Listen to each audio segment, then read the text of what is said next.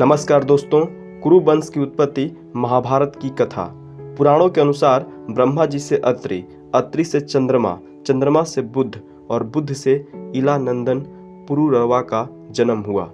पुरुरवा से आयु, आयु से राजा नहुस और नहुस से अयाति उत्पन्न हुए। अयाति से पुरु हुए। पुरु के वंश में भरत और भरत के कुल में राजा कुरु हुए। कुरु के वंश में शांतनु का जन्म हुआ। शांतनु से गंगा नंदन और भीष्म उत्पन्न हुए। उनके दो छोटे भाई और थे, चित्र अंगद और विचित्र वीर्य। ये शांतनु से सत्यवती के गर्भ से उत्पन्न हुए थे। शांतनु के स्वर्गलोक चले जाने पर भीष्म ने अविवाहित रहकर अपने भाई विचित्र वीर्य के राज्य का पालन किया। भीष्म महाभारत के प्रमुख पात्रों में से एक हैं। ये महाराजा शांतनु के पुत्र थे। अपने पिता को दिए गए वचन के कारण इन्होंने आजीवन ब्रह्मचर्य का व्रत लिया था। इन्हें इच्छा मृत्यु का वरदान प्राप्त था। एक बार हस्तिनापुर नरेश दुष्यंत आखेट खेलने वन में गए। जिस वन में वे शिकार के लिए गए थे उसी वन में कणव ऋषि का आश्रम था। कणव ऋषि के दर्शन करने के लिए महाराज दुष्यंत उसके आश्रम पहुंच गए। पुकार लगाने पर एक अति लावण्यमयी कन्या ने आश्रम से निकलकर कहा, हे राजन, महर्षि तो तीर्थ यात्रा पर गए हैं, किंतु आपका इस आश्रम में स्वागत है। उस कन्या को देखकर महाराज दुष्यंत ने पूछा, बालिके, आप कौन हैं? बालिका ने कहा, मेरा नाम शकुंतला है और मैं कणव ऋषि की पुत्री हूँ। उस कन्या की बात सुनकर महाराज दुष्यंत आश्चर्यचकित होकर बोले, महर्षि तो आजन्म ब्रह्मचारी हैं, फिर आप उनकी पुत्री कैसे हुई? उनके इस प्रश्न के उत्तर में शकुंतला ने कहा, वास्तव में मेरे माता पिता मेनका और विश्वामित्र हैं। मेरी माता ने मेरे जन्म होते ही मुझे वन में छोड़ दिया था, जहाँ पर शकुंत नामक पक्षी ने मेरी रक्षा की, इसीलिए मेरा नाम शकुंतला पड़ा। उसके बाद कणव ऋषि की दृष्टि मुझ पर पड़ी और वे मुझे अपने आश्रम में ले आए। उन्होंने ही मेरा भरण पोषण किया। जन्म देने वाला, पोषण करने वाला तथा अन्न देने वाला, ये तीनों ही पिता कहे जाते हैं। इस प्रकार कणव ऋषि मेरे पिता हुए।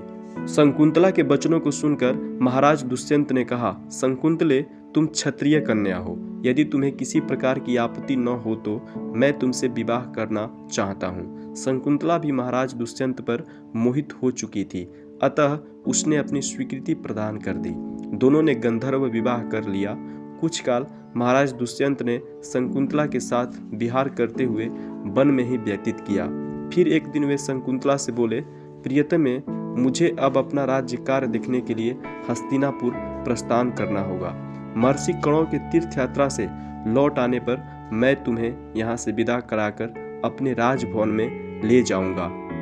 इतना कहकर महाराज ने शकुंतला को अपने प्रेम के प्रतीक के रूप में अपनी स्वर्ण मुद्रिका दी और हस्तिनापुर चले गए। एक दिन उसके आश्रम में दुर्वासा ऋषि पधारे।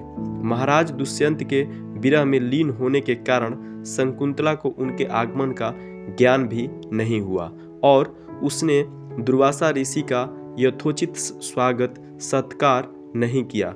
दुर्वासा ऋषि ने इसे अपना अपमान समझा और क्रोधित होकर बोले, बालिके, मैं तुझे शाप देता हूँ कि जिस किसी के ध्यान में लीन होकर तूने मेरा निरादर किया है वह तुझे भूल जाएगा। दुर्वासा ऋषि के शाप को सुनकर शकुंतला का ध्यान टूटा और वह उनके चरणों में गिरकर क्षमा प्रार्थना करने लगी। शकुंतला के क्षमा प्रार्थना से द्रवित होकर दुर्वासा ऋषि ने कहा, अच्छा, यदि तेरे पास उसका कोई प्रेम चिन्ह होगा तो उस चिन्ह को देखकर उसे तेरी स्मृति हो आएगी। महाराज दुष्यंत से विवाह से शकुंतला गर्भवती हो गई थी। कुछ काल पश्चात कणव ऋषि तीर्थ यात्रा से लौटे, तब शकुंतला ने उन्हें महाराज दुष्यंत के साथ अपने गंधर्व विवाह के विषय में बताया। इस पर महर्षि कणव ने कहा, पुत्री, विवाहित कन्या का पिता के घर में रहना उचित नहीं है। अब तेरे पति का घर ही तेरा घर है। इतना कहकर महर्षि ने शकुंतला को अपने शिष्यों के साथ हस्तिनापुर भिजवा दिया। मार्ग में एक सरोवर में आचमन करते समय महाराज दुष्यंत की दी हुई शकुंतला की अंगूठी, जो कि प्रेम चिन्ह थी, सरोवर में ही गिर गई। उस अंगूठी को एक मछली निगल गई। महाराज दुष्यंत के पास पहुंचकर कणव ऋषि के शिष्यों ने शकुंतला को उनके सामने खड़ी करके कहा, महाराज, शकुंतला आपकी पत्नी है आप इसे स्वीकार करें। महाराज तो दुर्वासा ऋषि के शाप के कारण शकुंतला को विस्मृत कर चुके थे, अतः उन्होंने शकुंतला को स्वीकार नहीं किया और उस पर उल्टा होने का लांछन लगाने लगे। शकुंतला का अपमान होते ही आकाश में जोरों की बिजली कड़क उठी और सबके सामने उसकी माता मेनका उसे उठा ले गई। जिस मछली ने शकुंतला की अंगूठी को निगल लिया था, एक दिन वह एक मछुआरे के जाल में आ फंसी।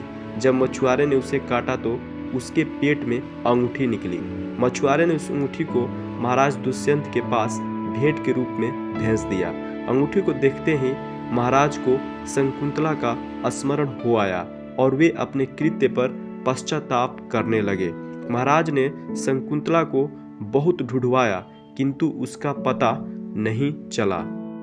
कुछ दिनों के बाद देवराज इंद्र के निमंत्रण पाकर देवासुर संग्राम में उनकी सहायता करने के लिए महाराज दुष्यंत इंद्र की नगरी अमरावती गए। संग्राम में विजय प्राप्त करने के पश्चात जब वे आकाश मार्ग से हस्तिनापुर लौट रहे थे तो मार्ग में उन्हें कश्यप ऋषि का आश्रम दृष्टिगत हुआ। उनके दर्शनों के लिए वे वहां रुक गए। आश्रम में एक सुंदर बालक एक भयंकर सिंह के साथ खेल रहा था। मेनका ने शकुंतला को कश्यप ऋषि के पास लाकर छोड़ा था तथा वह बालक शकुंतला का ही पुत्र था। उस बालक को देखकर महाराज के हृदय में प्रेम की भावना उमड़ पड़ी। वे उसे गोद में उठाने के लिए आगे बढ़े तो शकुंतला की सखी चिल्ला उठी, हे भद्र पुरुष, आप इस बालक को न छुएं, अन्यथा उसकी भुजा में बांधा काला डोरा सांप बनकर आपको डस लेगा। यह सुनकर भी दुष्यंत स्वयं को न रोक सके और बालक को अपने गोद में उठा लिया। अब सखी ने आश्चर्य से देखा कि बालक की भुजा में बांधा काला गंडा पृथ्वी पर गिर गया है। सखी को ज्ञात था कि बालक को जब कभी भी उसका पिता अपने गोद में लेगा वह काला डोरा पृथ्वी पर गिर जाएगा। सखी ने प्रसन्न होकर समस्त वृतांत शकुंतला को सुनाया। शकुंतला महाराज दुष्यंत के पास आई। महाराज ने शकुंतला को पहचान लिया। उन्होंने अपने कृत्य के लिए शकुंतला से क्षमा प्रार्थना किया और कश्यप ऋषि की आज्ञा लेकर उसे अपने पुत्र सहित अपने साथ हस्तिनापुर ले आए। महाराज दुष्यंत और शकुंतला के उस पुत्र का नाम भरत था जो आगे चल करके राजा भरत के नाम से प्रसिद्ध हुए। उन्हीं